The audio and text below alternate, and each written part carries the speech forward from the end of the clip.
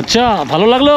Tata tata tata, হলো tata.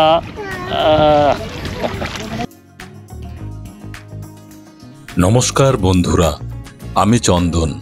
তোমাদের সকলকে স্বাগত জানাই আমার চ্যানেল থার্স্টি আইতে। আজ আমি তোমাদের নিয়ে চলেছি ভারতের উত্তর পূর্বাঞ্চলের মেঘালয়ের শিলং থেকে প্রায় ৮০ কিলোমিটার দূরে ডাউকির উদ্দেশ্যে। এই যাত্রায় যেহেতু প্রায় সবাই মাওলিনং হয়ে যায়, তাই দূরত্ব পড়ে প্রায় ৯০ থেকে ৯৫ কিলোমিটার। শিলং থেকে যেতে সময় লাগে ৩ থেকে ৪ ঘন্টার মতো। গাড়ি রিজার্ভ করে গেলে ভাড়া পড়বে ৩,৫০০ টাকার মতো। এই পথেই পড়ে মাওলিনং, লিভিং রুট ব্রিজ ও ব্যালেন্সিং রক, যা আমি আগের পর্বে দেখিয়েছি। দেখে না থাকলে ওই ভিডিওটা তোমরা দেখে নিও। আমি আজকে বেরিয়ে পড়েছি ডাউকির উদ্দেশ্যে। আমার গাড়ির আজকে চালক বন্ধু হচ্ছে সানি। একদিকে পাহাড় আর একদিকে সমতলের ঢালে প্রচুর সুপারি গাছ। এই পথেই ডাউকি। দেখতে দেখতে চলে এলাম ভারত বাংলাদেশ বর্ডারের কাছে। বাঁ পাশেই বিএসএফ এর ক্যাম্প। এই পাশে এইটা হচ্ছে কাঁটাতারের বেড়া। ভারত বাংলাদেশের মধ্যে এই কাঁটাতারের বেড়া।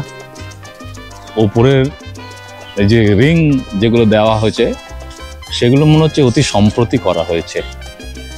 এটা দেখছি পুরোটাই নতুন, একদম রং চকচক করছে। আর ওপাশে হচ্ছে শস্য শ্যামলা বাংলাদেশ। এটা পয়েন্ট দারুণ। এখানে বিএসএফ এর এখানে চেকপোস্টও আছে।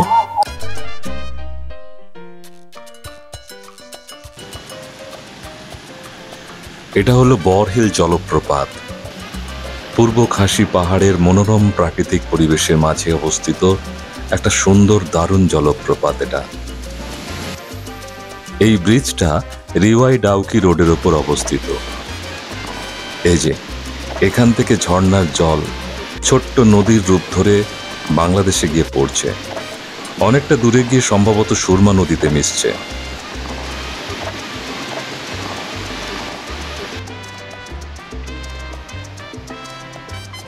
এখান থেকে ডাউকির দূরত্ব আরো 10 কিলোমিটারের মতো।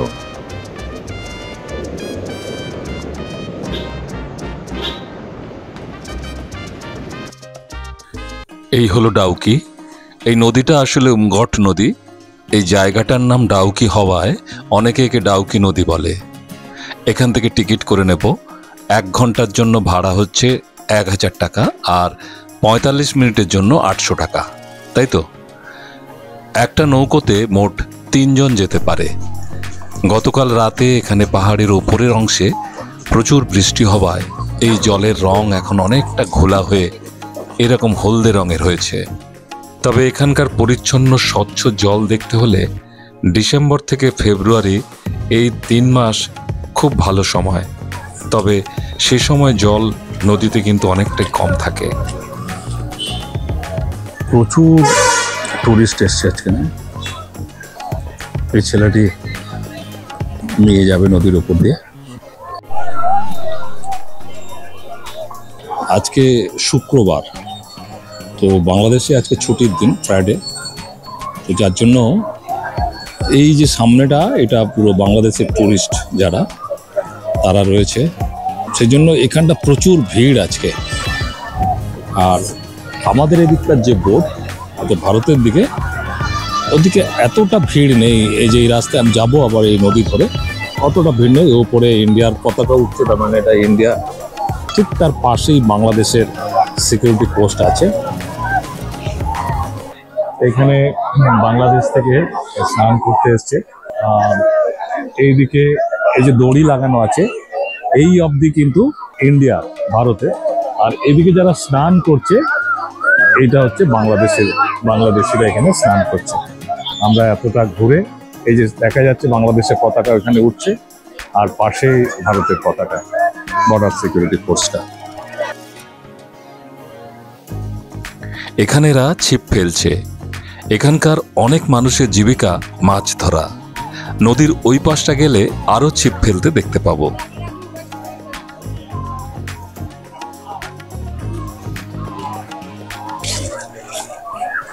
क्या नाम तुम्हारा है? जॉनूडी। अच्छा, कितना साल तुम नाव चलाते हो इधर? 3 साल। उम्र कितना है तुम्हारा? 3 साल हो गया? 18 हो गया। इधर ही गांव में रहते हैं क्या? इधर ही गांव में रहते हो? ऊपर? अच्छा, पीछे। और तुम की खासी हो? अच्छा अच्छा।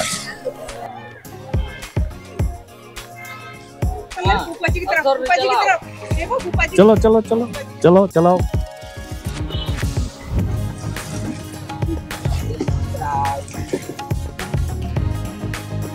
ওপরের এই ব্রিজটা হলো ডাউকি সাসপেনশন ব্রিজ।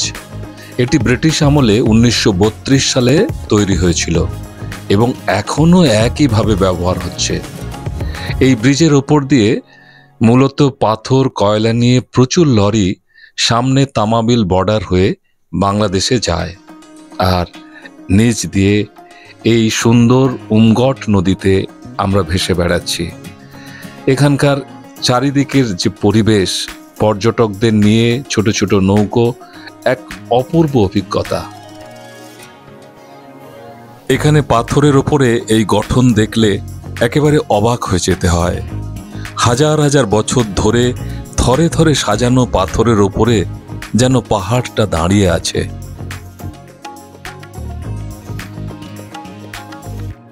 এখান থেকে ধস নেমেছিল, তো দেখা যাচ্ছে।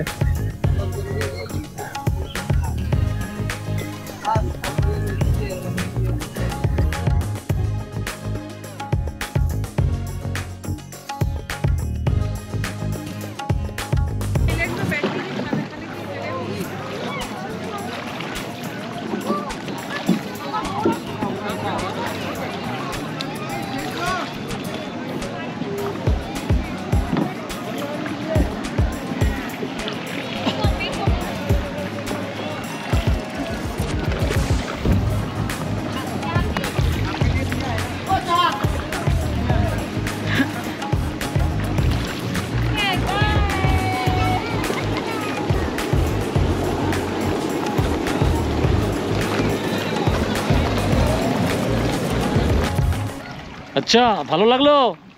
Tata tata tata. হলো টাটা।